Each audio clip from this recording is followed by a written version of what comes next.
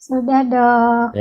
Nah, Selamat malam semuanya. ya, saya show dulu profil beliau. Wah, biar biar apa namanya enak gitu kan teman-teman kenal dengan beliau. Ya, cantik juga kok, seperti yang dokter psikiater tadi ya. Masih belum Cewek dok. ganteng ya. Ya, ini profil beliau ya. Eh, ini Mbak Intan, udah ya, udah nongol ya di teman-teman semua. Eh, beliau Mbak Intan Kusumawardani, psikolog nih S2 ya. Untuk background beliau, ini kuliahnya bahwa beliau apa namanya di 2010 ya, ya Mbak Intan ya selesainya. Terus Ya, ini betul. ya pekerjaan kerja tetap sekarang sampai sekarang di dua rumah sakit ya, di RSKIA Rahmi Jogja dan RSUI Jogja. Ini ternyata satu lokasi dengan saya ya. Mungkin besok bisa kolaborasi bareng lah. Terus ini pekerjaan tidak tetap dalam menjadi dosen tamu, menjadi narasumber seperti acara kali ini ya, pelatihan dan seminar, menjadi narasumber di media massa. Kemudian untuk organisasi, beliau menjadi aktif di pusat ya, di psikolog klinis pusat dan humas di wilayah DIY. Kemudian beberapa sertifikat, nah, ternyata beliau tetap cukup aktif juga ya untuk beraktivitas. Untuk kontak silahkan datang ke Jogja ke RSUI ya, nanti kita bisa kopdar di Jogja juga. Terus ini adalah email beliau ya, dan ada Instagram, TikTok, betul nonton nggih, Mbak Intan? Belum. Oh ya, besok satu saat kita buat. Oke, demikian adalah profil dari Mbak Intan. Selamat malam Mbak Intan. Gimana Selamat kabar? malam. Alhamdulillah. Baik. Alhamdulillah baik ya. Ya, pada kesempatan kali ini kita akan ngobrol-ngobrol tentang peran psikolog ya. Jadi kita lebih ke sebetulnya psikolog tuh ngapain sih gitu loh. Peran Hmm. peran psikolog dalam penata laksanaan NCD atau kecemasan, termasuk GAD juga nanti Mbak Intan. Monggo Mbak Intan bisa mulai ceritanya. Nah, jenengan itu bahasa Jawa ya, kita sama Jawa, teman-teman di luar Jawa nggak ngerti ya. Ketemu Mbak orang Jogja langsung hawanya ngomong Jawa ya dok ya. Ya, oke. Ini jadi Mbak Intan ini selama di rumah sakit itu ngapain? Nah, gitu intinya seperti itu ya bahasa gampangnya. Oke, silakan Mbak Intan. Ya, baik. Terima kasih Dokter Anggoro dan juga teman-teman dari ACI ini yang sudah mengajak saya di event istimewa ini ya, ulang tahun ketiga Anxiety Care Indonesia. Moga makin sukses, makin Amin, bisa amin, amin. ini ya, bantu banyak orang. Amin, amin, amin. Ya, mungkin cerita sedikit ya. Biasanya orang itu taunya psikolog itu apa ya, kayak temen curhat tapi bayar gitu ya dok ya. Tempat curhat tapi bayar. Nah, tapi sebenarnya eh, dalam hal untuk kasus kecemasan gitu ya maupun kasus kesehatan mental yang lain, psikolog itu sebenarnya punya peran mulai dari fase melakukan promosi, melakukan prevensi atau pencegahan, kemudian melakukan kurasi. Kalau kurasi itu apa ya, penanganannya langsung ya ketika seseorang sudah mengalami gangguan seperti itu, maupun ke fase rehabilitasinya gitu ya. Fase promosi itu apa? Promotif itu contohnya ya kayak yang kita lakukan malam hari ini ya. Kita memberikan edukasi ke khalayak banyak gitu untuk tentang masalah-masalah kesehatan mental, termasuk tentang kecemasan. Itu juga saya lakukan di rumah sakit gitu ya. Kebetulan kalau di rumah sakit tempat saya bekerja, kita juga punya podcast gitu ya. Kita juga bikin TikTok, kita juga punya Reels juga ya. Kita memberikan edukasi, informasi-informasi mengenai seputar kesehatan mental. Kemudian kalau dari segi pencegahan, nah ini dia. Jadi sebenarnya orang-orang yang datang ke saya gitu ya, orang-orang yang datang ke psikolog itu tidak selalu orang-orang yang memang sudah punya gangguan psikologis, Dokter Anggoro, gitu ya. Hmm, Jadi ya, tidak ya. harus nunggu ngalamin gangguan dulu baru datang gitu. Kadang Hmm.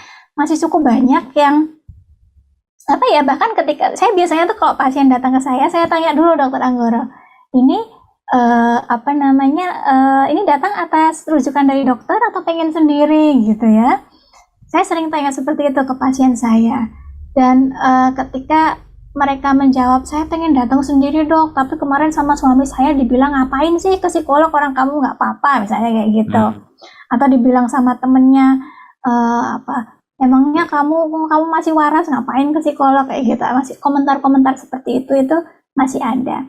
Nah, padahal ke psikolog itu juga bisa sebagai bentuk pencegahan agar tidak masuk ke gangguan tadi, gitu. Contohnya gini, Dokter Anggoro. Jadi setiap orang tuh kan pasti punya masalah ya dalam Iya, iya. kehidupannya, gitu ya. Kayak misalnya kalau di umur-umur 20-an awal tuh misalnya cemas mau ngadepin ujian skripsi misalnya gitu ya. Atau cemas karena tidak kunjung mendapatkan pekerjaan, misalnya seperti itu. Hmm. Atau cemas karena beberapa kali gagal dalam relationship gitu, padahal sama orang tuanya udah dikejar-kejar disuruh nikah gitu misalnya ya. Itu kan problem-problem yang banyak ya kita alami gitu ya oleh siapapun, yang ketika mungkin cara menghadapinya tidak tepat gitu ya, bisa akhirnya menimbulkan dampak secara psikologis gitu ya, mulai dari ringan sampai berat.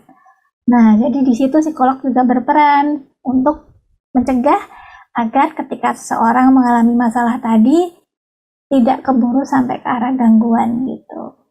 Nah, tapi psikolog juga sama seperti psikiater juga melakukan penanganan ketika ketika ada orang-orang yang datang merasa dirinya sudah mengalami gangguan psikologis tertentu. Nah, psikolog ini juga punya keterampilan untuk melakukan pemeriksaan gitu ya. Cuman bedanya mungkin kalau dokter itu juga melakukan pemeriksaan secara fisik, kalau psikolog itu tidak, karena basicnya ilmunya memang bukan dari medis gitu ya. Nah, pemeriksaannya lewat apa? Pemeriksaannya lewat proses wawancara, gitu ya. Kemudian lewat proses observasi. Observasi itu kita ngamatin ya. Kita lihat bagaimana ekspresinya, bahasa tubuhnya, gitu ya, intonasi bicaranya, gitu. Kemudian juga jika diperlukan, kita lakukan psikotes, gitu. Jadi psikotes itu nggak cuma kalau seleksi masuk kerja ya, Oh, iya. Dokter Anggoro dan teman-teman Iya, iya. semua, gitu. Tapi kita juga ada tes-tes untuk melihat apa sih, mungkin ada pola kepribadian tertentu yang membuat ini orang jadi rentan sekali mengalami stres dan juga cemas gitu ya. Kemudian apakah kemudian ada screening untuk gangguan kecemasan, apakah ini sudah masuk ke arah gangguan atau baru levelnya masih ringan, sedang atau berat. Itu juga ada ada kuesionernya gitu ya, ada tesnya. Seperti itu. Nah, setelah melakukan pemeriksaan itu, tentu kita bisa tentukan diagnosanya apa. Jadi psikolog pun juga bisa memberikan diagnosa. Kemudian melakukan penanganan. Nah, penanganannya bentuknya apa? Nah, bentuknya yang utama adalah melalui konseling dan psikoterapi gitu ya. Tadi saya juga ikut menyimak sebagian yang disampaikan oleh Dokter Vivi ya. Itu tadi Dokter Vivi sudah banyak menyinggung juga tentang psikoterapi. Nah, itu juga hal yang dilakukan oleh psikolog gitu. Hanya saja kalau psikolog tidak memberikan farmakoterapi, tidak memberikan obat. Tapi kami juga sifatnya kolaboratif juga dengan profesi yang lain gitu. Jadi kalau misalnya saya ketemu pasien, saya lihat kecemasannya sudah level tertentu yang tidak bisa teratasi hanya dengan psikoterapi gitu ya, maupun dengan metode yang lain yang sudah dia coba, biasanya tetap saya edukasi untuk dirujuk ke psikiater juga. Begitu gambarannya, Ya, ya, Dokter ya, ya. Anggoro. Iya. Jadi untuk dalam kerja itu memang itu dalam satu ruangan dengan psikiater atau bagaimana, Mbak Intan? Atau beda atau gimana gitu? Kalau di setting rumah sakit biasanya beda. Kita punya poliklinik sendiri-sendiri. tapi tidak menutup kemungkinan kita melakukan penanganan bersama-sama, gitu ya. Seperti misalnya di rumah sakit tempat saya bekerja, saya juga pernah melakukan family therapy bersama-sama dengan psikiater, gitu ya. Apalagi kalau pasien itu rawat inap, gitu. Pasien itu rawat inap, kita juga kerjasama biasanya, jadinya tim, gitu. Bentuknya gitu. Ya. Untuk selama bertugas ini Mbak Intan ya, untuk kasusnya itu yang paling banyak apa Mbak Intan? Yang ditangani psikolog apa? Untuk kecemasan atau NC ini termasuk banyak nggak yang ke Banyak, psikolog gitu? kan memang kalau di Banyak ya? gangguan kecemasan dan depresi itu yang angkanya memang cukup tinggi ya, Dok, Ya. Nah, dari itu semua yang kedepannya adalah untuk banyaknya pasien Mbak Intan itu lebih banyak yang laki-laki itu yang perempuan Mbak gitu atau sama gitu. Nah, sampai dengan detik ini ya dari 12 tahun saya berpraktek itu memang lebih banyak perempuannya. Nah, menariknya begitu gitu ya. Ya, terlepas dari mungkin secara populasi sekarang banyakkan laki-laki atau perempuan ya, Dok ya? Ya mungkin memang pengaruh itu juga ya, pengaruh dari populasi. Jadi mungkin untuk membandingkan bukan seperti itu ya, mungkin dengan berapa persen dari populasi kali ya untuk lebih betul berapa persen dari populasi. Cuman kalau dari jumlah yang pasien yang datang memang lebih banyak perempuan gitu ya. Dan itu juga saya kira berkaitan juga dengan ini ya, image yang terbentuk mengenai gender laki-laki dan perempuan di lingkungan masyarakat kita, gitu ya. Jadi kan kalau cowok itu kan dipersepsikannya, wah cowok tuh mesti kuat, gitu. Terus ngapain sih ke psikolog, cemen gitu ya. Mungkin ada yang nganggap begitu, gitu ya. Gitu, ngapain cowok curhat-curhat, gitu ya. Padahal perlu juga sebenarnya, gitu. Psikolog laki-laki masih jarang juga ya Mbak Intan ya? Iya, kebetulan jumlahnya masih jarang untuk psikolog laki-laki yang karena kalau di psikologi itu kita kan ada peminatan ya. Iya. Dok ya, jadi ada yang peminatan ke psikologi industri itu yang memang lebih banyak bekerja di di manajemen, di HR gitu ya, di human resources-nya, di personalianya gitu ya. Ada juga di bidang pendidikan, ada di bidang klinis. Kalau saya yang bekerja di rumah sakit ini klinis gitu. Nah, biasanya memang yang laki-laki yang ngambil klinis itu memang dikit ya. Gitu. Tapi kalau yang kuliah banyak juga ya Mbak Intan ya sebetulnya. Ya persentasenya tetap lebih banyak, sebagian besar perempuan sih memang. Masih sebagian besar ya Mas Yan ya. Ya ini mungkin hampir sinkron dengan ini ya teman-teman ya. Jadi di kemarin kita ada sedikit survei ya dengan yang mengikuti pelatihan, memang laki-laki perempuan banyak perempuan, tapi tidak beda bermakna sebetulnya. Jadi hanya sekitar 52,5 banding 47,5. Jadi sebetulnya laki-laki banyak juga sebetulnya. Dan kalau di sini di grup ini justru laki-lakinya banyak juga ini yang menjadi admin gitu ya. Jadi sebetulnya mungkin perlu di beasiswa jadi psikolog kali ya Mbak ya. Iya, memang perlu banget itu. Perlu ya, mungkin ini yang ya itu tentang psikolog ya. Kalau untuk kecemasannya sendiri gimana Mbak? Ada yang mau disampaikan Mbak dari sudut pandang psikolog bahwa kecemasan itu apa sih gitu loh? Ya, kecemasan itu adalah sebuah reaksi ya. Reaksi ketika seseorang menghadapi sebuah kondisi. Kondisi itu bisa berupa tekanan, bisa berupa tantangan yang membuat dia merasa tidak berdaya, gitu ya. Tidak berdaya karena apa? Karena mungkin kemampuannya dia tidak bisa menghadapi tadi tantangan atau atau permasalahan itu tadi, gitu. Nah, contohnya apa? Contohnya ya tadi mau ngadepin ujian, tapi dia ngerasa belum siap.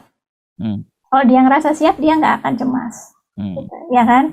Tapi karena tantangan itu lebih besar dari kemampuan yang dia rasa dia punya, akhirnya dia jadi cemas, gitu ya. Atau misalnya kita mau pergi ke tempat baru yang kita belum tahu, tempat itu Hmm. akan seperti apa, orang-orang yang akan seperti apa. Artinya situasi itu kan melebihi pengetahuan kita tentang Hmm. tempat tersebut. Akhirnya kita jadi cemas, gitu ya. Jadi atau yaitu ketika kita mengalami rasa sakit di tubuh kita, yang kita nggak tahu rasa sakit itu kenapa, gitu ya. Dan kita tidak mampu mengatasi rasa sakit tersebut, tidak punya kemampuan itu, akhirnya kita cemas, gitu. Nah, kecemasan itu sendiri wujudnya adalah berupa reaksi di diri kita. Reaksinya itu baik reaksi secara fisik, gitu ya, maupun di pikiran dan juga di perasaan. Gitu kalau Ya, hampir sama mungkin ya, ya, sama ya. yang sama definisinya. Ya, maaf ini agak sinyal agak ini ya, agak putus. Gimana Mbak tadi Nyon Sewa agak putus? Oke, udah nyambung lagi ya. Oke, Ya. udah nyambung.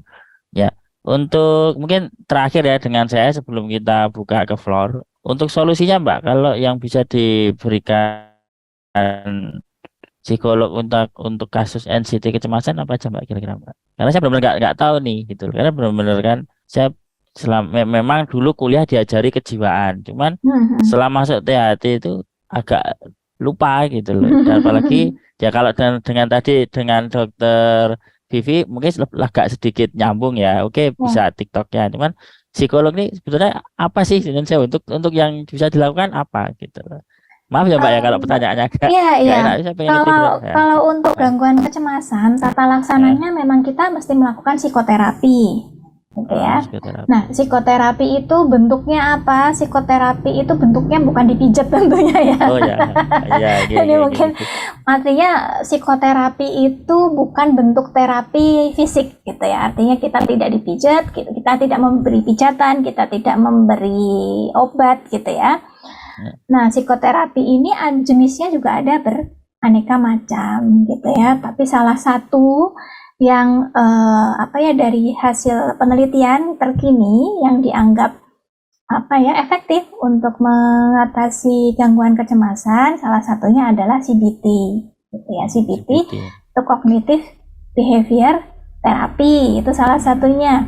Meskipun ada banyak lagi jenis jenis psikoterapi yang lain, mungkin ada namanya MBCT, Mindfulness Based Cognitive Therapy, ada yang namanya Rational Emotive Therapy, ada banyak banget gitu ya, ada terapi perilaku dan lain sebagainya. Nah, tapi yang evidence base-nya atau dari hasil penelitian yang ini yang sampai saat ini yang dianggap efektif untuk mengatasi gangguan kecemasan adalah CBT, Cognitive Behavior Therapy.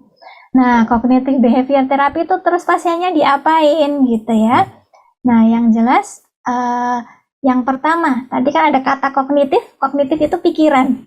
Nah, behavior itu apa? Perilaku gitu. Jadi CBT ini dilakukan untuk mengubah pola pikir yang membuat cemas itu tadi, Dokter Anggal. Gitu. Jadi sepertinya sejalan dengan 4P-nya ACI gitu ya. Iya. Jadi pola pikir yang membuat cemas itu oleh psikolog, nanti pasien ini akan dibantu untuk mengenali pikiran itu. Gitu ya, pikiran-pikiran kecemasan apa saja sih yang dia punya. Terus kita urai gitu ya.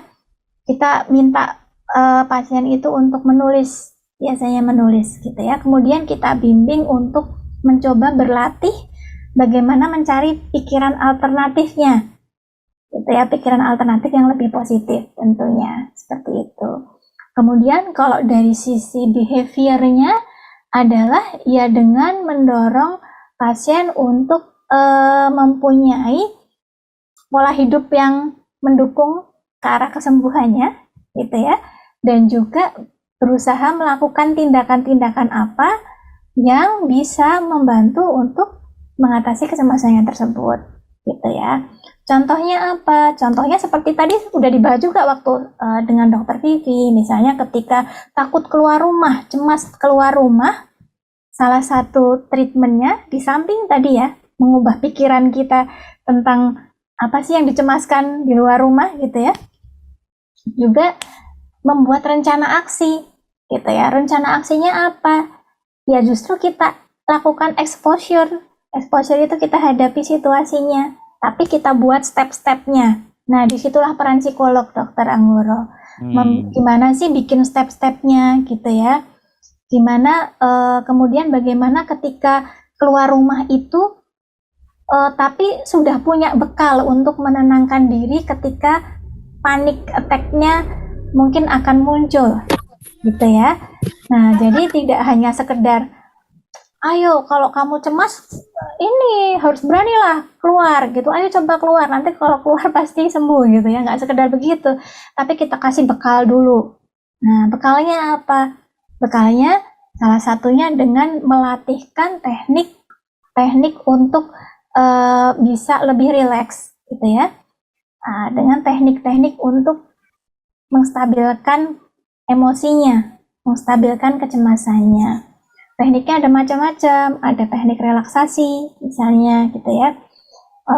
Kemudian ada banyak sekali kalau kita bicara teknik. Relaksasi pun macam-macam, ada relaksasi nafas gitu ya, ada relaksasi progresif otot gitu. Kemudian ada dengan teknik misalnya ada namanya teknik grounding kalau pernah dengar. Kemudian ada teknik visualisasi gitu ya. Ada teknik dengan melakukan afirmasi positif. Ada banyak sekali teknik yang bisa dilatihkan gitu. Jadi sebelum mendorong pasien untuk mencoba melakukan tindakan nyata menghadapi kecemasannya, dilatih dulu di ruang terapi itu, psikolognya melatih gitu ya. Kemudian biasanya psikolog akan memberi PR gitu. PR-nya misalnya dengan nanti pasien dibekali dengan jurnal gitu ya, dengan catatan harian. Catatan harian tadi misalnya untuk menuliskan gitu ya, untuk menuliskan hari ini apakah melakukan latihan relaksasinya atau tidak, sensasi apa yang dirasakan, pikiran apa yang muncul gitu ya. Kemudian dari segi action apa yang coba dilakukan pada hari itu gitu. Nah, nanti di pertemuan selanjutnya terus dibahas lagi gitu. Jadi kurang lebih seperti itu Ya. prosesnya. Ya, terima kasih Mbak Intan. Ya, ternyata ada PR juga ya ke psikolog ya. Iya, ada PR. Jadi Ya. kalau selama ini mungkin berpikir ke psikolog itu cuma curhat, itu salah besar gitu. Karena psikolog itu, psikolog akan sangat mendengar dengan aktif curhatan-curhatan dari klien atau pasien yang datang, tapi tidak hanya itu gitu ya. Tidak hanya itu, tapi ada sebuah proses yang dilakukan gitu, dimana tetap peran utama di proses kesembuhan itu ya di diri pasien sendiri. Di diri klien sendiri. Oke, ya terima kasih Mbak Intan. Kita buka ya pertanyaan ke teman-teman. Mungkin ada yang mau bertanya atau mungkin beri masukan dari Mas Uye, mungkin komen.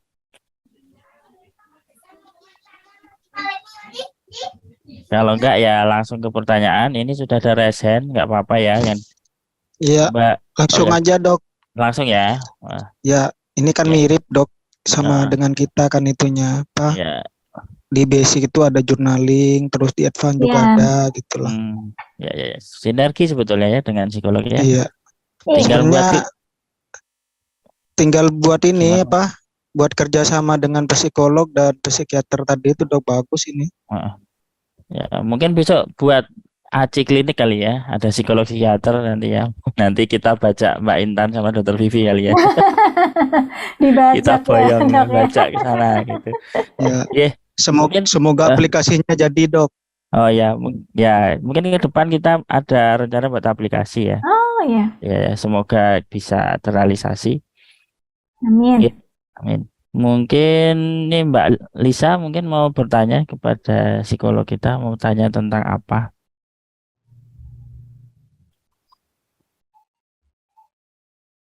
Sepertinya tidak online ya.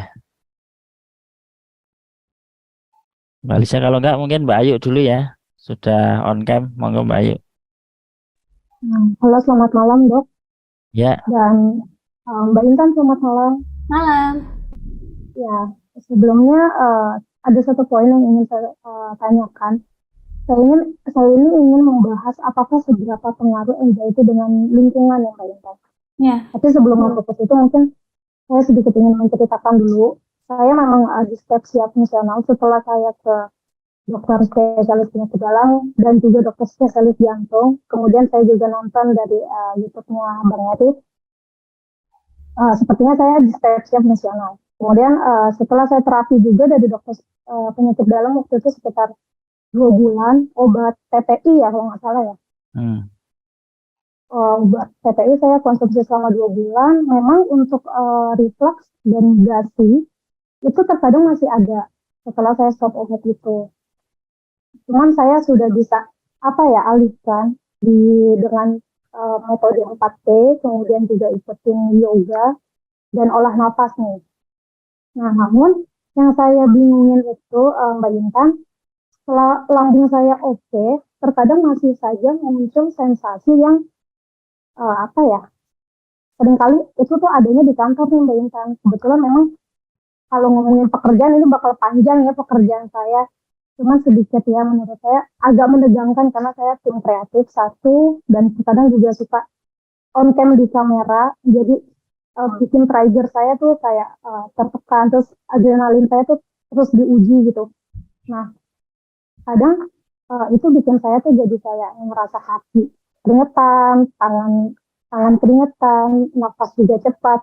Untuk saat ini saya lagi ada konsumsi memang dari dokter umum, dikasih kebetulan dokter umum juga di partner suami saya punya teman lah dokter umum gitu dan punya klinik juga, dikasih Alprazolam nih. Saya masih konsumsi itu Mbak, untuk dosisnya 0,5 dan disarankan untuk ke psikiater. Karena menurut saya belum ke psikiater, khawatir ya, karena saya pengen tuh kayak ngelawan gitu loh. Oke, malam yang penting saya bisa tidur, masalah siang saya nanti cemas atau gimana itu urusan nanti. Cuman yang sering terjadi itu di kantor Mbak. Sedangkan saya itu yang saya takutin, saya itu sendiri. Saya takut banget, takut sendirian. Karena pada waktu itu memang ada gejala asam lambung yang timbul di saat saya sendiri di rumah. Saya takut sendiri. Untuk 2 hari ini kan saya udah terapin 2 hari di rumah sendirian.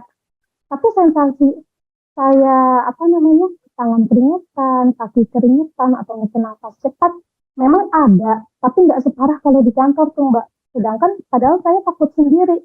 Sebenarnya apakah pekerjaan saya ini membuat saya anxiety atau anxiety yang membuat saya jadi nggak bisa kerja? Itu tuh Mbak pertanyaannya. Oke, baik. Terima kasih Mbak Ayu. Ini menarik sekali pertanyaannya. Oke. Ya.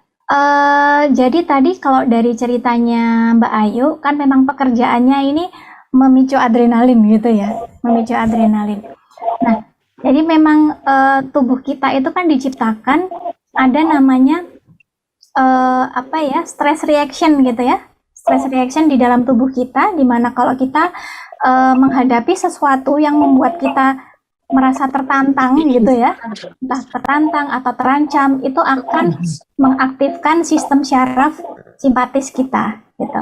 Ketika sistem syaraf simpatis kita bekerja, maka muncullah tadi reaksi-reaksi seperti itu tadi, seperti detak jantung berdetak lebih kencang gitu ya, keringat lebih ini gitu ya, otot-ototnya lebih menegang. Nah, cuman karena Mbak Ayu ini pernah mengalami yang tadi ya, yang permasalahan di lambung, kemudian ada rasa cemas di situ, kalau menurut saya itu membuat Mbak Ayu menjadi lebih over notice. Over notice itu apa ya? Artinya lebih sensitif terhadap reaksi yang muncul karena pekerjaan itu. Gitu. Padahal mungkin bisa jadi di tempat kerja kan bukan cemas ya. Cemasnya justru di rumah ya. Cemasnya malah di tempat kerja. Di rumah sih karena aku awalnya takut sendiri waktu ada sensasi kalau kata Bang Erik tuh yang dada tuh kayak belebek-belebek gitu. Itu pas posisi lagi sendiri dan lagi mandi mau berangkat kerja, terus aku takut ya, namanya takut pingsan di kamar mandi, takut apa.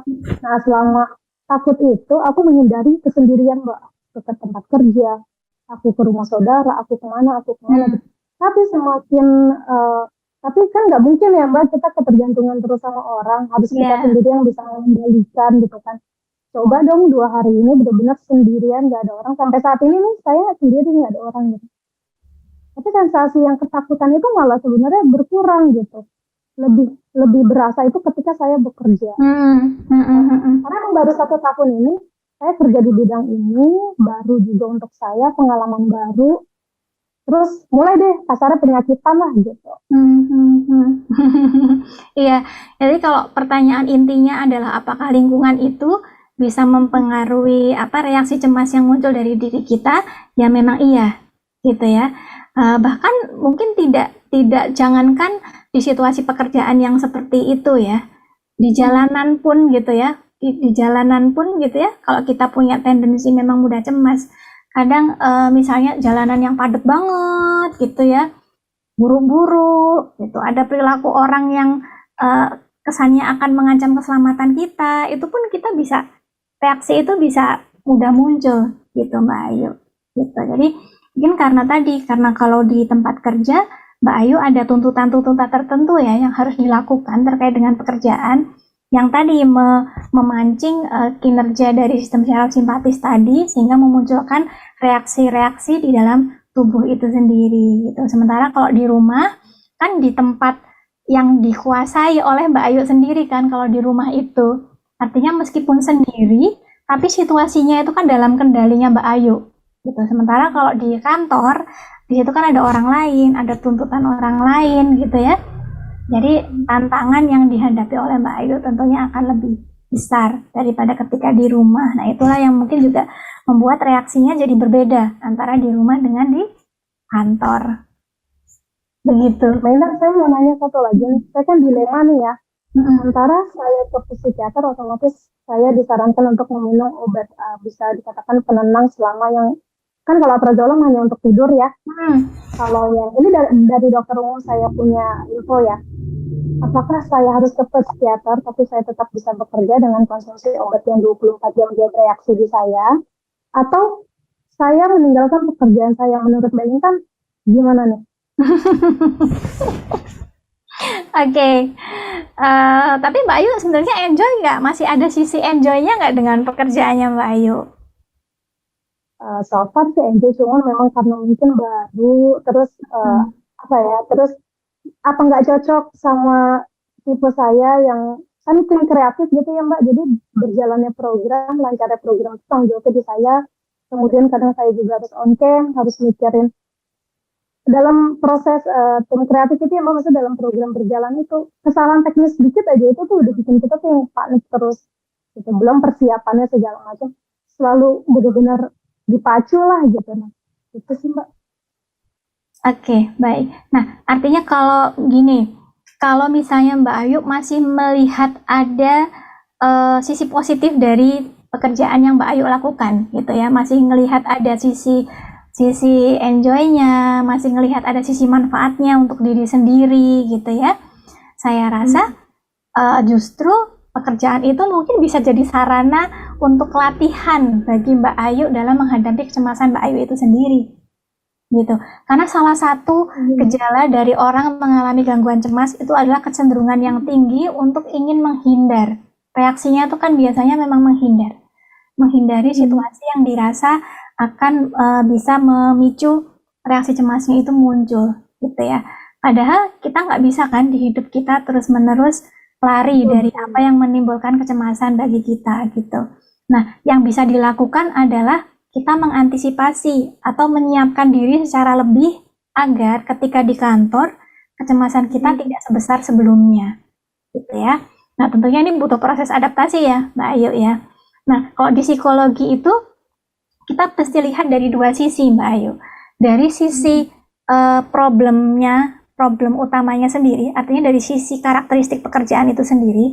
Yang kedua, dari sisi kondisi emosinya Mbak Ayu gitu. Nah, sekarang yang pertama, dari sisi karakteristik pekerjaan itu sendiri, apa ya yang bisa aku lakukan biar aku lebih nyaman di kantor gitu ya. Misalnya, aku mesti nambah knowledge aku, pengetahuan aku tentang ABCD gitu. Kedua, aku mesti nambah referensi aku biar nanti kalau aku dimintain ide, aku sudah lebih banyak lagi bisa kasih ide sehingga ketika ditanya aku tidak secemas sebelumnya misalnya gitu ya. Atau aku mesti lebih manage waktu aku gitu untuk menyelesaikan pekerjaanku. Itu secara teknis pekerjaan. Itu bisa dilakukan untuk mengantisipasi situasi yang bikin cemas tadi. Kemudian yang satunya dari sisi emosi. Emosinya kan cemas itu tadi ya. Nah, sekarang emosi cemas ini juga perlu diatasi kan. Nah, diatasinya dengan cara apa? Bisa dengan cara-cara relaksasi tadi ya, atau mungkin bisa belajar teknik belajar meditasi secara rutin gitu ya, yang nanti harapannya bisa secara otomatis, kalau sudah sering dilatih, bisa secara otomatis dipraktekkan ketika di kantor cemasnya muncul gitu. Jadi dua sisi itu tadi Mbak Ayu coba dilakukan. Jadi jatuhnya ditabrak-tabrakin dulu aja ya, mentoknya sampai mana gitu lah ya Mbak. Iya, selama Mbak Ayu ngerasa di tempat kerja itu masih ada sisi positifnya, masih ada support system di sana gitu ya, masih ada teman-teman yang mungkin bisa bikin Mbak Ayu nyaman, Mbak Ayunya masih ada passion di situ gitu ya, ada manfaat positif dari segi pengalaman atau apa yang Mbak Ayu dapat gitu ya. Tapi kalau kayak nggak ada sama sekali gitu ya, ya mungkin bisa Ini yang salah gitu. pergi ya. Benar, makasih. Soalnya banyak banget ya kayaknya orang-orang yang dia nggak sadar ternyata lingkungannya tuh bisa dibilang nggak cocok lah sama kita gitu. Entah Iya. kita yang adaptasi atau mungkin memang lingkungannya nggak baik kan gitu ya. Iya betul. Cuma tadi karena Mbak Ayu bilang ini juga baru gitu kan pekerjaannya, mungkin justru bisa jadi sarana untuk tadi coba menyesuaikan diri dulu, tapi dengan tadi ya dengan persiapan dari yang aspek A tadi, plus tadi mempraktekkan relaksasi dan lain sebagainya yang sudah pernah dilatihkan tapi dilakukan secara rutin gitu. Oke, terima kasih Mbak Intan atas masukannya. Aku catat loh. Aku dari tadi buat jurnal banyak banget. Luar biasa. Oke, terima kasih Mbak Dr. Anggora, terima kasih. Yuk, ya pertanyaan selanjutnya mungkin Bu Puji. Ya, selamat malam, Dok. Ya, selamat malam. Silahkan. Dok, saya mau tanya. Dulu saya takut mati, takut keramaian. Sekarang perasaan itu sudah mulai hilang. Sekarang ganti perasaan takut. Benar-benar takut ditinggal mati keluarga. Bagaimana ya cara mengatasinya? Terima kasih. Ya, monggo Mbak. Ini. Iya. Sebenarnya apa ya? Gini, kondisi itu berarti cemas ya. Kecemasan akan ditinggal oleh keluarga. Sebenarnya kan kecemasan itu bentuknya bisa macam-macam gitu ya. Bisa cemas kaitannya dengan kondisi kita sendiri, bisa kaitannya dengan orang lain gitu. Tapi pada intinya itu sebenarnya satu. Cemas itu terjadi ketika pikiran kita lompat atau ketarik gitu terlalu ke depan gitu ya, terlalu ke depan ke hal-hal yang belum tentu terjadi gitu ya, atau terlalu ketarik ke belakang, kita terlalu banyak memikirkan hal-hal buruk yang pernah terjadi gitu kan ya, gitu. Nah yang dialami oleh Bu Puji ini, Bu Puji pikirannya banyak terbawa ke depan ke hal-hal yang itu memang hal yang mungkin terjadi tapi belum tentu kan, seperti itu ya gitu. Nah iya betul. Nah sekarang salah satu hal yang bisa dilakukan adalah berlatih untuk, kalau istilah populernya yang bukan istilah populer, ini sebenarnya istilah ilmiah juga, Bu Puji bisa banyak coba belajar tentang mindfulness. Mindfulness itu adalah sebuah teknik untuk belajar mengelola pikiran kita agar lebih bisa fokus pada kondisi saat ini. Oh gitu ya. Iya, jadi fokus ke kondisi saat ini. Apa sih senyapanya yang ada di depanku saat ini, gitu ya. Kayak misalnya sekarang kondisi orang-orang, kita aktifkan panca indera kita ya, dari penglihatan dulu, kita aktifkan penglihatan kita. Dari penglihatanku saat ini suamiku, anakku, orang-orang yang aku sayang kondisinya seperti apa sih? Gitu ya. Betul-betul dilihat kondisi saat ini. Gitu. Nah, karena kadang-kadang Yaitu tadi, kita mikir hal yang belum tentu terjadi sampai kita lupa untuk mengamati betul-betul kondisinya sekarang tuh kayak apa. Setelah kita lihat kondisinya sekarang seperti apa, ternyata mereka sehat gitu ya. Oh, ternyata mereka baik-baik saja.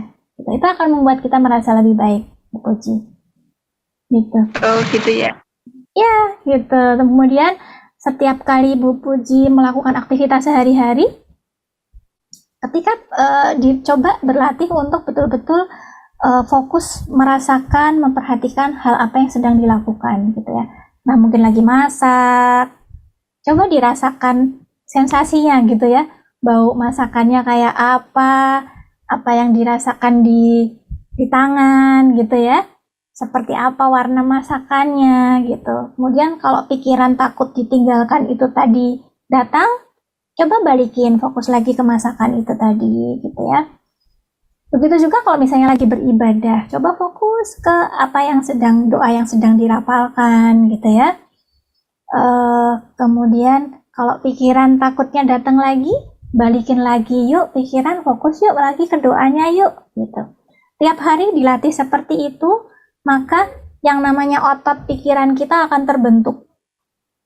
Gitu. Jadi kuncinya kayak yang dibilang Dr. Vivi tadi ya, kuncinya latihan. Setiap hari latihan seperti itu, nanti otot pikiran kita akan terbentuk sehingga lama-lama kalau pikiran takut ditinggalnya itu muncul, bisa lebih cepat dia hilang dari pikiran kita.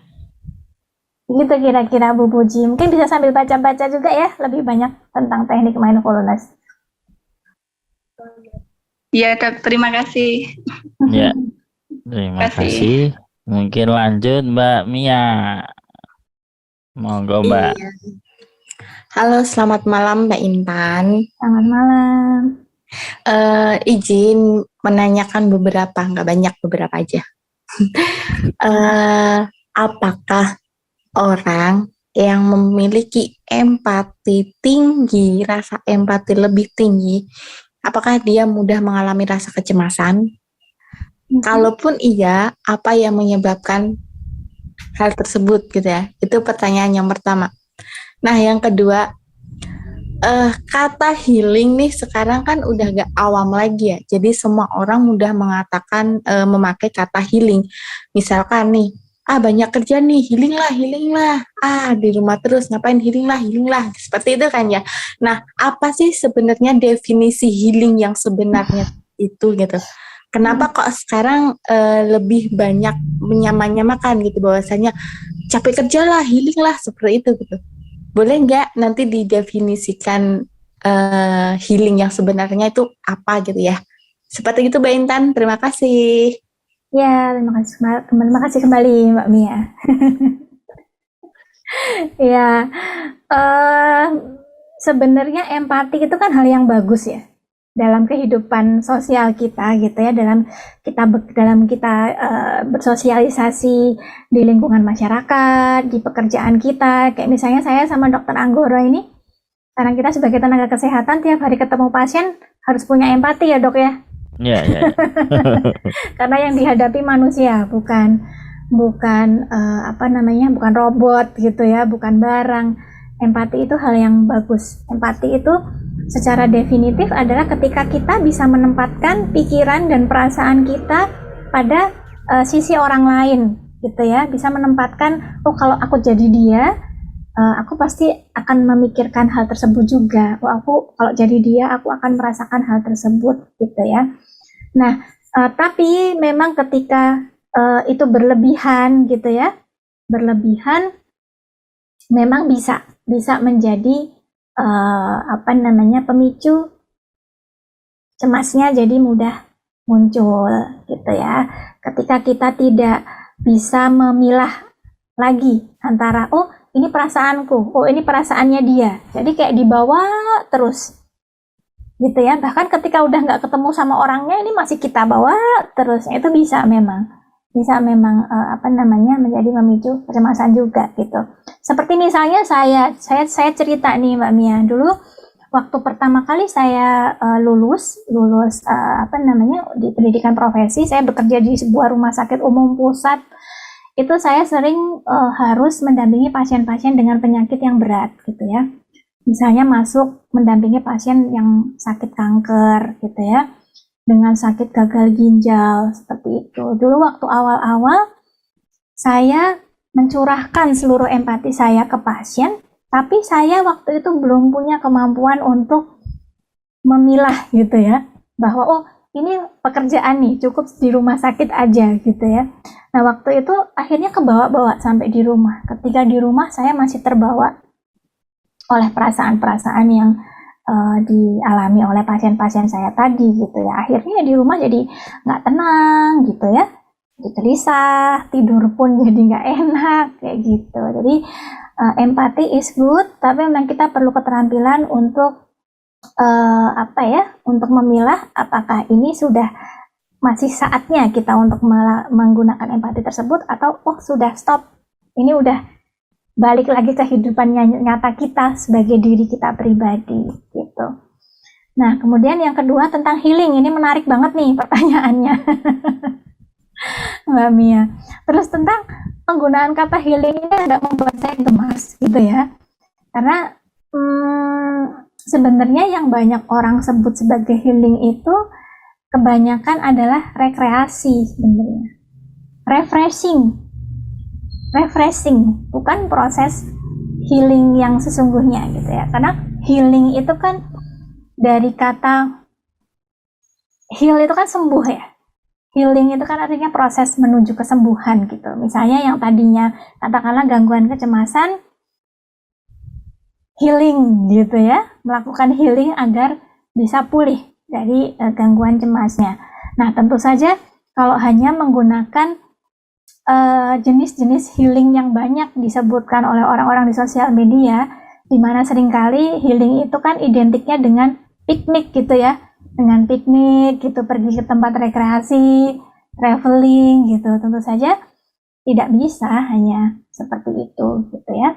Tapi proses healing yang sesungguhnya, kalau dalam kaitannya yang dimaksud adalah ketika dalam konteks kita mengalami gangguan kecemasan, yang nggak bisa dong cuman sekedar refreshing itu tadi gitu ya, cuman sekedar rekreasi itu tadi gitu. Itu mungkin bisa membantu sementara waktu gitu ya, tapi inti dari masalahnya belum tentu bisa teratasi hanya dengan cara itu gitu. Tapi harus dengan teknik yang komplit tadi tentunya, harus dengan kalau tadi pakai pendekatan psikologis yang saya ceritakan, harus ubah pola pikirnya gitu ya, harus belajar cara mengubah pola pikir, harus belajar mengubah kebiasaannya, perilakunya gitu kan. Di ACI kan juga begitu, diajarkan 4P begitu gitu. Jadi healing nggak bisa hanya sekedar pergi ke Bali gitu ya tapi harus menerapkan 4P itu tadi.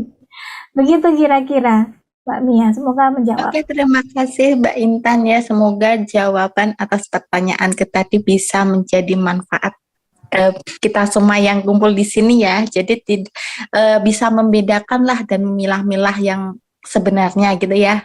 Iya, betul. Terima kasih Mbak Intan. Sama-sama. Ya, sebetulnya kalau kita bicara liburan plesir itu nanti bagi bapak-bapak itu jadi sumber cemas sendiri itu. Ibu-ibu enak cuma tinggal belanja itu. Itu akhirnya laki-laki curhat juga kan. Iya, yang perlu curhat. Laki-laki perlu itu sharing terapi juga. Ya. Ya, gimana, ini ada lagi yang mau tanya atau sharing atau berbagi? Kalau enggak ya sudah, mungkin sudah ya sampai jam segini. Udah lemes ini Dokter Anggora dari sore. Ya ternyata ya gitu ya. Tapi menarik. Ini temanya menarik ya. Kita bicara tentang kesehatan jiwa.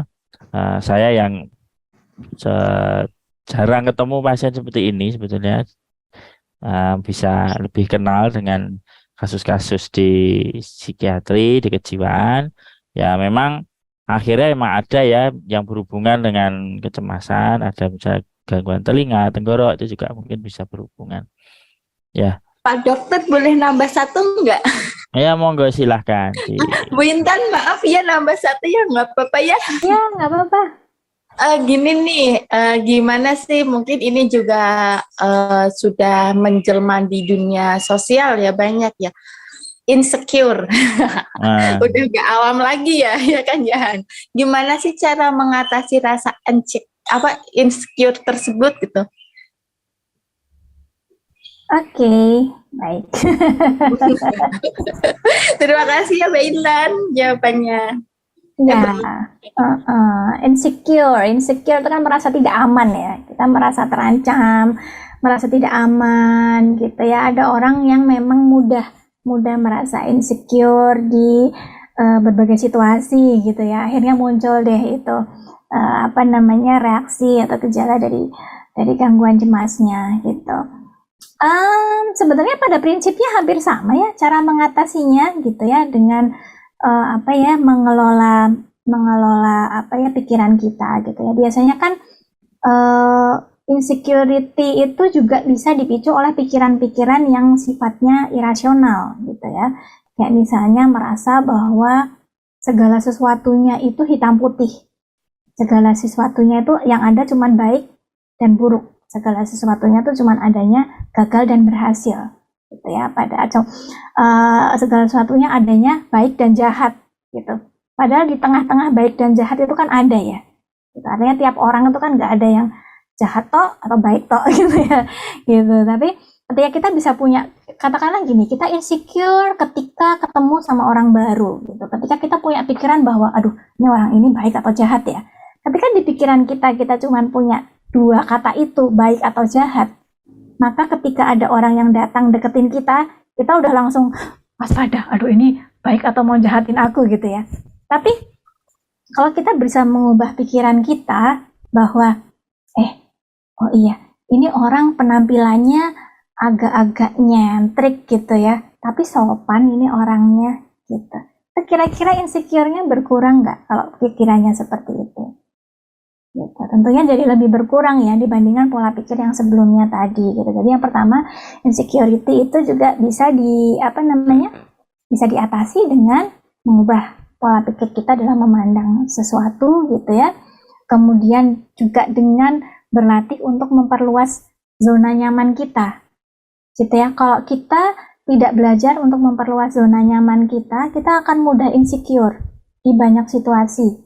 Gitu ya. Artinya gini, misalnya kita nyaman di rumah, aku di rumah aja Kalau di rumah cemasku nggak muncul, aku kalau keluar rumah pasti ada aja deh kejadian, gitu ya. Tapi akhirnya zona nyaman kita cuma sebatas di rumah, gitu. Tapi kalau kita mau belajar untuk memperluas zona nyaman kita, mulai dari oke lah, aku ke rumah saudara dulu deh yang udah akrab gitu ya, atau ke rumah ibu warung sebelah yang memang baik, pernah menyapaku dengan ramah gitu ya, atau mungkin nanti diperluas lagi tempat yang lain lagi gitu ya. Akhirnya zona nyamannya jadi lebih luas. Akhirnya nggak mudah lagi deh insecure gitu ya. Kemudian tadi kita membekali diri kita dengan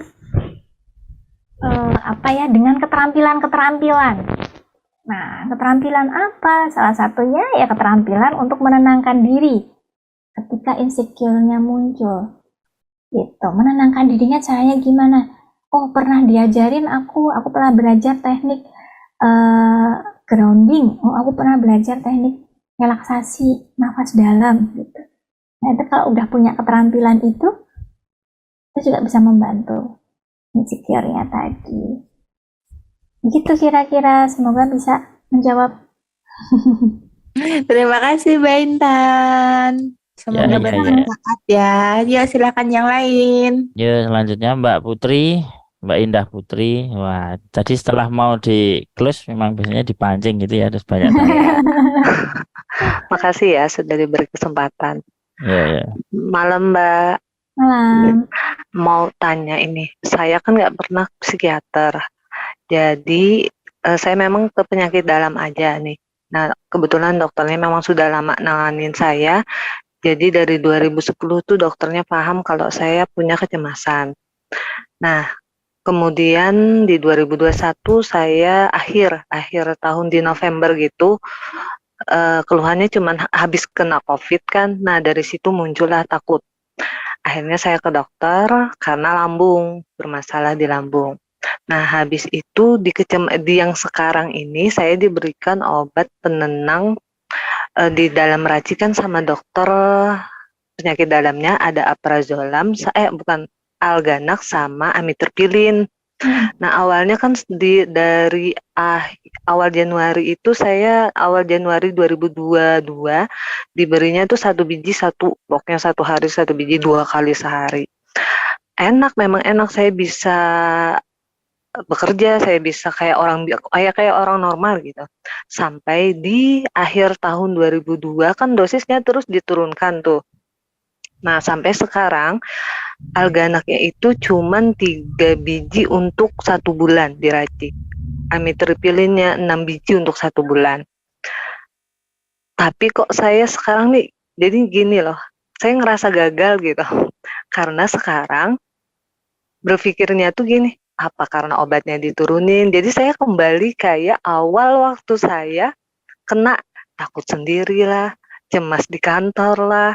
Kalau sudah di kantor sudah dingin-dingin. Nah, sedangkan saya punya keluhan, saya ngeluhkan ke dokternya nggak mau lagi ngasih untuk kembali ke dosis awal. Bertahan di sini kata dokternya. Nah, yang mau saya tanyakan, adakah triknya supaya, karena saya juga pengen lepas kan dari obat ini gitu, nggak mau selamanya. Adakah triknya atau bisa dikatakan saya gagal gitu selama ini? Dari penurunan dosis kok jadi setelah di 3 ini mentok, saya jadi kayak kembali ke awal. Saya takut, akhirnya di jalan takut, sendiri takut gitu. Nah, dari sisi pandang psikolog gitu, gimana supaya saya bisa lepas juga dari obatnya gitu. Nah, sekiranya itu. Terima kasih. Baik, oke. Terima kasih sharingnya dan juga pertanyaannya. Ya, memang apa ya? Mungkin saya kurang setuju sih kalau dibilang kegagalan ya. Saya yakin pasti tetap ada manfaatnya dengan dengan selama ini menjalani pengobatan itu, insya Allah tetap ada manfaatnya. Nah, tapi memang idealnya untuk mengatasi kecemasan itu tidak dengan obat saja. Gitu ya, tapi tadi kita tetap perlu belajar cara-cara yang natural, cara-cara yang alami gitu untuk mengatasi kecemasan tersebut gitu. Jadi ya tadi belajar teknik-teknik untuk mengelola pola pikir kita gitu ya, belajar teknik-teknik untuk menenangkan diri gitu ya, teknik-teknik relaksasi, kemudian juga belajar untuk coba mencari selama ini mungkin ada pola kebiasaan apa yang mungkin masih kurang menunjang untuk sembuh gitu ya, dievaluasi lagi gitu. Jadi ketika penurunan dosis itu disertai dengan kita juga belajar hal-hal yang itu tadi gitu ya, insya Allah akan bisa lepas nanti pelan-pelan begitu. Dan yang paling penting adalah kita mesti yakin sama diri kita sendiri, Pak Putri. Mesti yakin bahwa aku bisa, bahwa pikiranku dan tubuhku itu ada di kendalinya, ada di aku. Bukan obat yang mengendalikan aku, tapi aku yang mengendalikan tubuhku sendiri. Itu mesti diyakini. Harus diyakini ya Mbak ya. Harus diyakini. Sekarang sekarang justru yang kalau dokternya bilang kalau lambungnya sudah tidak terlalu karena saya sudah cek EKG, ronsen paru, sampai tes pases itu yang berak itu ada darah nggak ya, sampai sudah tes lengkap, ternyata hasilnya bagus. Tapi perubahan sedikit di tubuh langsung sekarang dia justru lebih sering otak berisiknya, nanti lewatlah lagi santai-santai gitu kan, nanti lewatlah takut ini nih, jangan ini yang terakhir gitu. Nah, itunya yang nggak bisa dikendalikan lagi jadi akhirnya gitu. Lalu akhirnya muncul, kok waktu awal-awal minum obat gak gini, tenang, jauh lebih tenang, justru lebih hebat gitu kan gitu. Dengan dosis yang segitu gitu, justru malah lupa kayak orang normal gitu. Nah, jadi akhirnya saya gagal Enggak, insya Allah tetap ada manfaatnya ya. Karena kalau udah mengkonsumsi obat cukup lama, pasti sedikit banyak itu sudah ada apa ya neurotransmitter yang ada di otak sini gitu yang yang pasti sudah terbantu juga gitu dengan obat tersebut. Hanya saja ketika mulai tapering off, mulai diturunin, itu perlu disertai dengan cara yang lain, belajar cara yang lain untuk mengatasi ketika cemasnya muncul gitu. Kalau saya sarankan sih mungkin bisa pergi ke psikolog atau ikuti sesi-sesinya sesi-sesinya ACI gitu ya misalnya untuk belajar tadi, untuk belajar teknik mengelola pikirannya. Kemarin tuh sempat dilepas dokternya tuh sekitar 15 hari. Saya kena panic attack. Akhirnya dikembalikanlah dengan dosis yang terakhir. Gitu. Nggak bisa dilepas nih lagi kata dokternya gitu. Tapi dengan dokter penyakit dalam gitu. Karena kan waktu saya kata dokter gini, saya bisa handle kok kamu gitu. Nggak perlu ke psikiater gitu. Itu karena kan saya takut karena ya rata-rata orang yang punya kecemasan tinggi takut minum obat, takut semuanya lah kan. Jadi kata dokternya nanti kalau kamu ke psikiater obatnya beda-beda lagi, takutnya malah nggak sembuh, malah takut lagi. Jadi biar sama saya yang tangani gitu kan. Cuman kok kayak ngerasa gagal. Jadi sedihnya tuh di situ. Saya gagal sudah 1 tahun lebih kan mengonsumsi gitu. Insya Allah enggak. Cuman perlu ditambahin aja. Kalau senjatanya. Ibaratnya kalau kita bilang kita ibaratkan si cemas ini adalah musuh kita gitu ya. Kalau kita ibaratkan gitu, kita Mbak Putri ini cuma perlu nambah senjata buat ngadepinnya gitu ya. Kalau kemarin senjatanya baru 1, baru obat aja gitu ya. Tapi ternyata ini masih ada ini si cemasnya ini gitu ya. Perlu nambah amunisi yang lain gitu ya. Berarti terlalu nyaman dengan obat sudah ya. Iya, kemarin masih baru ngandalin obatnya aja. Harus ditambahin dengan hal lain. Nah, untuk belajar teknik-tekniknya itu bisa dibantu dengan psikolog atau ini lewat kegiatan ACI, seperti kegiatan pelatihan-pelatihannya ACI bisa dicoba juga gitu. Kalau nyoba sendiri kok masih kesulitan, bisa ke psikolog untuk nanti dibimbing proses step by step-nya.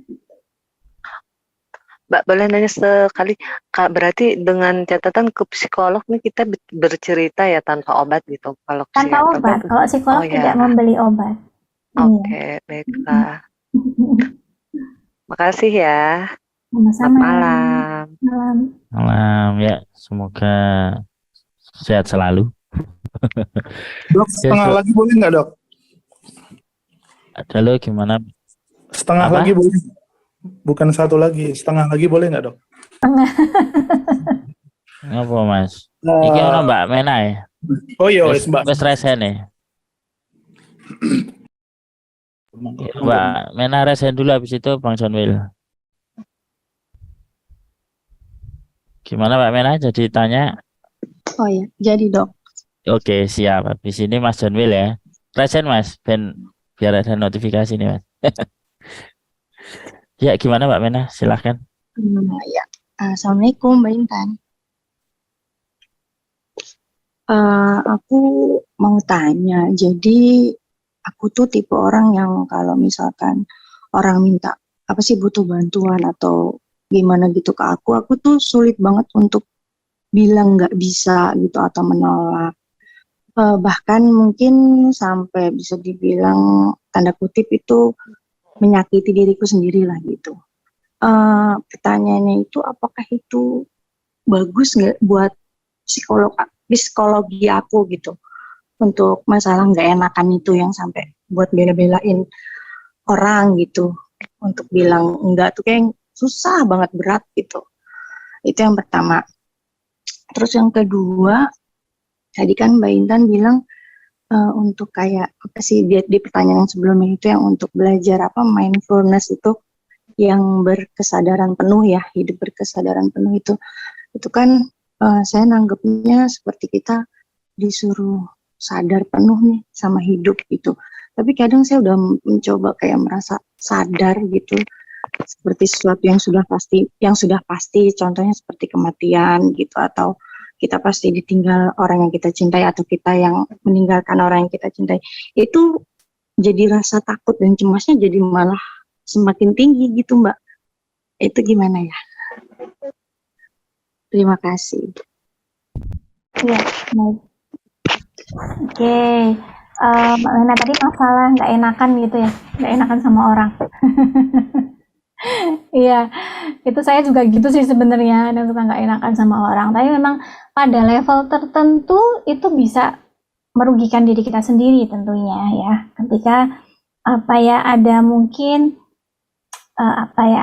hal-hal yang sebenarnya tidak ingin kita lakukan menjadi harus kita lakukan gitu ya. Mungkin ada hal-hal yang bertentangan dengan kata hati kita, bertentangan dengan keyakinan kita, kadang-kadang jadi harus dilakukan juga gitu. Nah, kalau udah seperti itu tentunya tidak sehat gitu ya. Sehingga memang yang sehat itu kita mestinya punya boundaries. Boundaries itu punya batas. Pada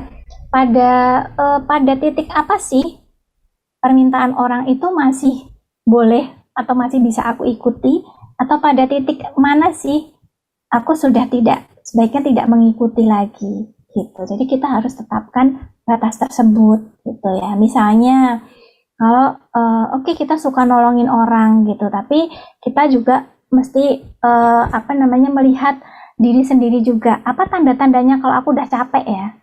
Apa tanda-tandanya kalau aku udah nggak kuat ya?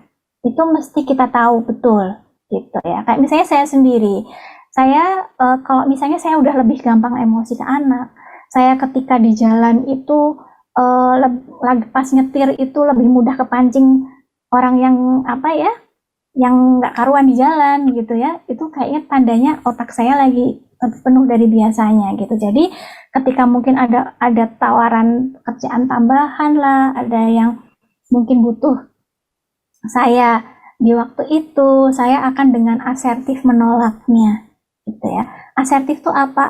Asertif artinya adalah kita menolak atau menyampaikan apa yang menjadi pendapat kita, tapi dengan cara yang baik gitu, dengan kata-kata yang baik gitu. Seperti itu Mbak Mena. Jadi kita perlu tahu ya pada batas apa sih kita masih bisa penuhi, tapi batas apa tidak, dan kita sampaikan penolakan dengan cara yang baik seperti itu. Kemudian yang kedua tadi tentang mindfulness itu tadi ya gitu. Jadi sebenarnya mindfulness itu adalah menyadari, tapi kemudian menyadarinya ini sebagai bentuk latihan sebenarnya, kalau yang saya maksud gitu. Jadi bukan menyadari kemudian menyelami dan berpikir terlalu malah jadi terlalu menyelami pikiran-pikiran yang membuat khawatir tadi, itu malah jadi nggak sehat juga gitu. Jadi mindfulness itu bukan menganalisa. Kita tidak menganalisa mengenai ini hidup kita begini, berarti nanti kita akan begini gitu, tidak gitu. Tapi mindfulness itu menyadari sesuatu secara apa adanya saja pada saat ini gitu ya. Sehingga ketika misalnya tadi menyadari menyadari bahwa nanti suatu saat kita pasti akan mati gitu ya. Suatu saat kita akan kembali pada yang di atas, itu adalah fakta gitu ya. Tapi ketika kita mindful, pikiran kita tidak akan nyantol di tentang kematian itu tadi gitu. Tapi kita balik ke sekarang kita lagi ngapain ya? Itu yang namanya mindful. Sekarang lagi ngapain ya? Sekarang saya lagi Zoom. Lagi sama ini di layar lagi ada Dokter Anggoro gitu. Ini badan saya lagi agak sumuk gitu ya. Kemudian apapun yang sedang ada di depan saat ini, itulah yang disadari gitu ya. Ketika tadi pikiran tentang bahwa aku akan mati itu tadi muncul, balikin lagi, aku kan lagi Zoom. Aku lagi Zoom saat ini. Gitu. Jadi ini sebuah proses latihan untuk membawa pikiran kita selalu dalam kendali kita gitu ya, tidak terbawa. Diterjemahin nih sama di chat gitu. Sumuk itu gerah. Ya betul. Saya lupa kalau ini dari seluruh Indonesia ya, bukan dari Jogja aja. Ya, sumuk itu gerah. Itu tadi. Jadi latihan. Yang maksud tadi mindful di sini itu kita berlatih untuk selalu membawa pikiran kita kembali ke kesadaran saat ini. Gitu ya, menyadari bahwa menyadari bahwa kita makhluk Tuhan, menyadari bahwa kita akan mati, menyadari bahwa kita mungkin akan sakit. It's okay, gitu ya. Itu adalah kenyataan, tapi cukup di situ saja gitu ya. Tidak kemudian kita analisa bahwa nanti akan begini. Itu nanti malah jadinya larinya ke cemas. Gitu. Begitu Mbak Mena, semoga cukup jelas. Ya, Oke, makasih banyak ya Mbak Intan, ngebantu banget jawabannya. Ya, sama-sama. ya. Bang John Will, silahkan. Yang setengah jadi satu, boleh. Ya, Bu Intan, cara mengatasi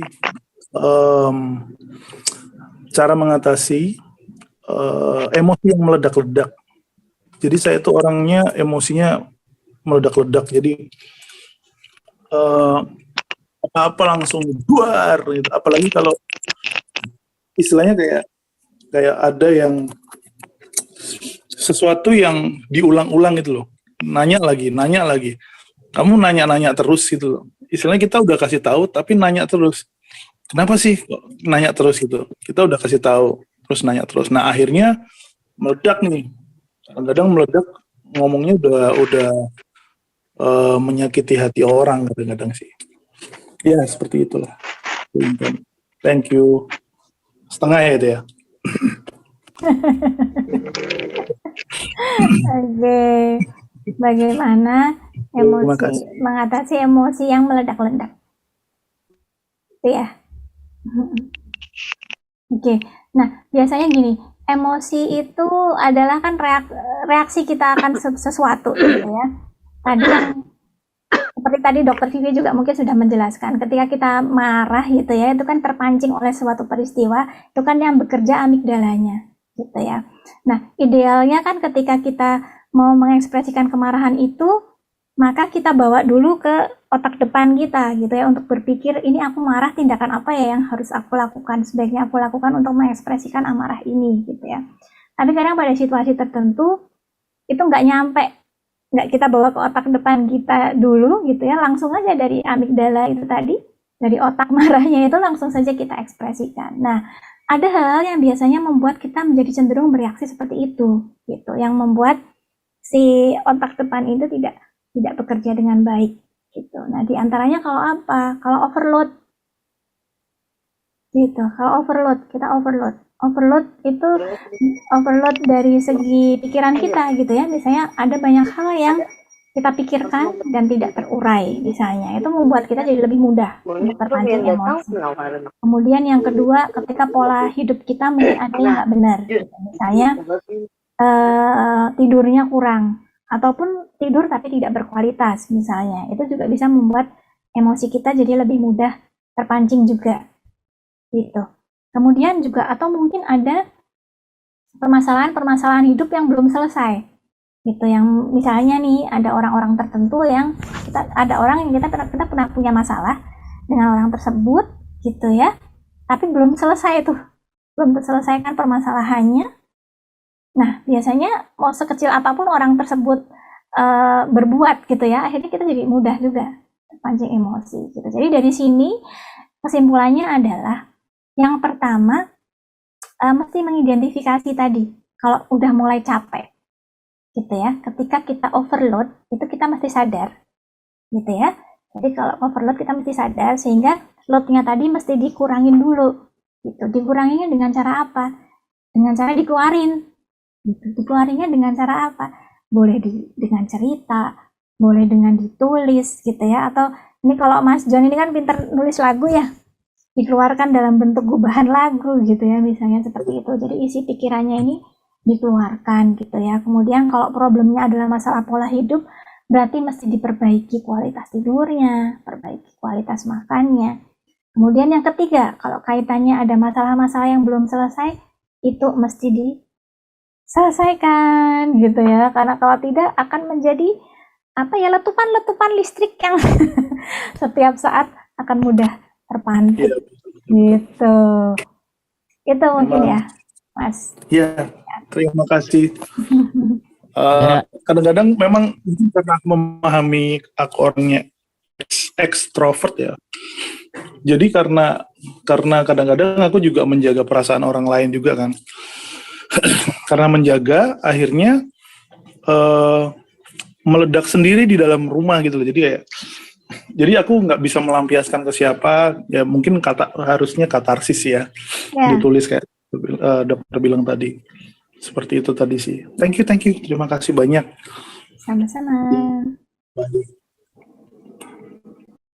ya ada lagi, ada yang tanya lagi. Oke, Wida ya. Iya, makasih dokter. Selamat malam, Pak. Selamat malam. Malam Juragan Kelapa Sawit. Ya Allah, Mas Uye. Aku mau tanya, Mbak, aku punya anak pernah mengalami kejadian yang tidak menyenangkan. Tapi pernah saya bercerita kepada dia, kamu ingat nggak kejadian dulu? Dia lupa. Ya, dia lupa. Maksudnya dia akankah itu nanti bisa menjadi penyebab anxiety atau apa yang akan berkembang ke depannya gitu loh Mbak. Karena saya lihat dia sekarang jadi pemarah. Kadang pemarah banget, kadang diem banget. Jadi moodnya naik turun, saya nggak ngerti. Itu apakah gara-gara itu ya Mbak, atau memang apakah dia memang sudah lupa sama sekali, atau memang itu ada kaitannya dengan seperti itu Mbak? Oke Mbak, makasih, itu aja. Ya, apakah pasti berkaitan atau tidak? Menurut saya bisa jadi iya, bisa jadi enggak. Bisa jadi itu faktor tunggal, bisa jadi tidak, gitu ya. Artinya gini, biasanya memang kalau peristiwa negatif yang dialami, apalagi kalau itu peristiwanya besar dan berkesan, itu pasti akan ada pengaruhnya secara psikologis gitu ya. Tapi bisa juga itu tidak menjadi satu-satunya penyebab, gitu ya. Artinya katakanlah dia pernah mengalami kejadian A, tapi setelah itu dia mengalami kejadian yang mungkin kecil-kecil, tidak sebesar kejadian A, tapi sering. Nah, itu juga bisa, gitu. Atau dia pernah mengalami kejadian A, tapi kemudian justru sikap dari orang-orang di sekelilingnya setelah kejadian tersebut yang membuat dia jadi lebih terluka, itu juga bisa. Gitu. Jadi kita tidak bisa hanya berasumsi karena kejadian itulah yang membuat dia menjadi seperti ini, gitu ya.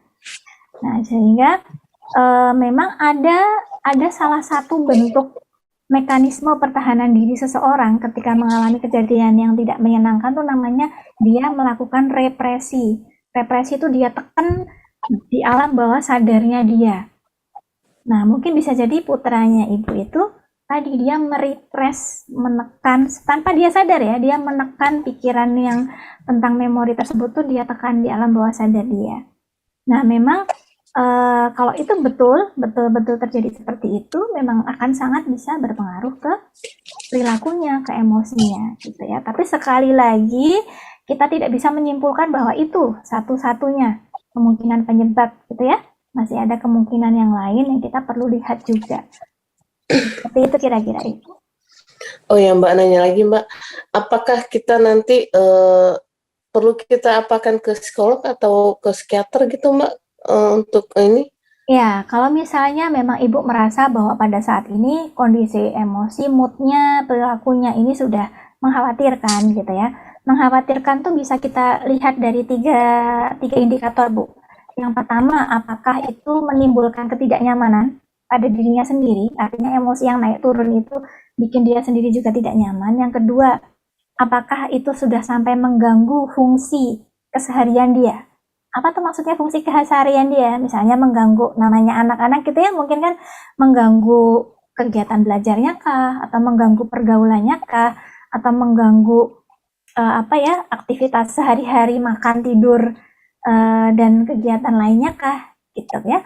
Kemudian atau yang ketiga, ini sudah sampai melanggar norma atau aturan yang ada gitu. Nah, kalau ada di antara salah satu dari 3 hal yang saya sebutkan tadi ini kok ada gitu ya, saya kira memang perlu dibawa ke psikolog Ibu untuk bisa diurai lebih lanjut ya, kira-kira apa yang melatar belakangi emosinya yang naik turun ini. Oh iya Mbak, maksud saya sih sekarang untuk sementara nggak banget sih, nggak segitu banget, tapi mungkin kecemasan saya aja mungkin ya Mbak. Ya, itu aja Ya. deh, makasih. Lanjut Dokter Anggoro. Ya, terima kasih. Gimana? Sudah 21.51. Wah, 10 menit lagi jam 10. Sudah ya. Mungkin event kali ini kita akhiri. Mungkin Mbak Intan ada closing statement, Mbak? Iya, apa ya closing statementnya ya? Sampai Ya, speechless. terserah. Ya, Sampai tentang speechless ya. psikolog dengan tata laksana kecemasan ya Ya, temanya kalau saya itu. sih gini, saya berharap semua teman-teman yang ada di sini yang mengikuti kegiatan ini pada hari ini bisa memandang bahwa proses dalam menuju pulih dari kecemasan maupun gangguan cemas ini itu adalah sebuah perjalanan. Ya, kita anggap sebagai sebuah perjalanan, di mana perjalanan itu kan pasti nggak mungkin jalannya lurus terus ya, gitu. Nah, kadang bisa belok, bisa nanjak, bisa turun gitu ya. Kayak tadi Dokter Vivi juga bilang kemungkinan untuk kambuh itu ada. Gitu. Akan tetapi bukan berarti tidak mungkin kita bisa pulih. Gitu ya. Jadi kalau misalnya ketika kita berusaha kok ada kambuh lagi ya? Gitu ya, jangan buru-buru menyimpulkan bahwa aku gagal gitu ya. Tapi anggap saja bahwa oh ini jalannya lagi belok ke kiri gitu ya. Kita cuman perlu setirnya kita lurusin lagi biar jalannya jadi lurus lagi. Itu aja kayaknya, Dokter Anggoro. Ya. Yang terakhir lupa. Oke, lanjut. Jangan segan-segan untuk ke psikolog. Ya, nah, wajib tadi ya, promosi. Ke psikolog tidak harus menunggu kita mengalami gangguan dulu gitu ya, tapi tadi psikolog juga pekerjaannya salah satunya adalah untuk pencegahan agar tidak mengarah ke gangguan yang lebih berat. Ya. Itu, terima kasih. Ya, terima kasih Mbak Intan atas waktu yang diberikan. Terima kasih sudah berbagi kepada kami NCT Care Indonesia. Dan ya selamat bertugas ya Mbak ya. Besok Senin kerja lagi ya. Ya. Gitu. Mungkin untuk acara pada hari ini kita akhiri ya, bahwa tanggal 19 Februari mungkin besok masih ada ya hari kedua dari tanggal 20 Februari. Jadi sebetulnya HUT AJI itu berjatuh di besok ya, tepatnya di besok di tanggal 20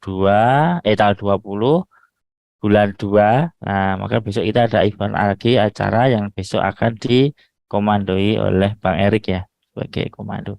Mungkin begitu yang bisa kita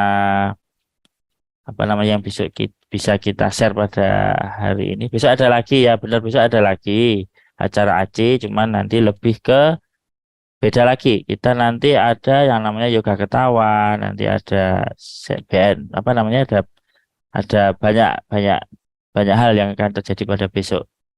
Nah, besok lebih santai. Sekarang kita kan hari ini serius ya. Serius mencari ilmu, besok kita having fun lah seperti itu. Ya, mungkin gitu yang bisa kita sampaikan. Terima kasih atas kehadirannya. Mohon maaf apabila kami dari NCT Care Indonesia banyak kesalahan. Terima kasih.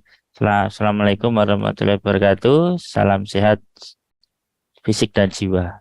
Assalamualaikum warahmatullahi wabarakatuh. Waalaikumsalam warahmatullahi wabarakatuh. Terima kasih teman-teman. Terima kasih Dokter Anggoro, Mbak Intan. Terima kasih. Terima kasih. Lanjut Zoom malam kah Dok? Ya boleh, buat teman-teman admin monggo, buat teman-teman ini yang mau lanjut Zoom malam silahkan. Ini acara rutin, bukan acara HUT. Silahkan teman-teman admin bisa membuka atau mengomandoi teman-teman yang mau Zoom malam. Gitu ya. Saya izin live ya. Mungkin selanjutnya dikomandoi oleh Bang Uye. Siap dok, kita Ini- hentikan dulu anunya dok ya. Oh iya, Rekaman. ininya, live-nya, apa recording.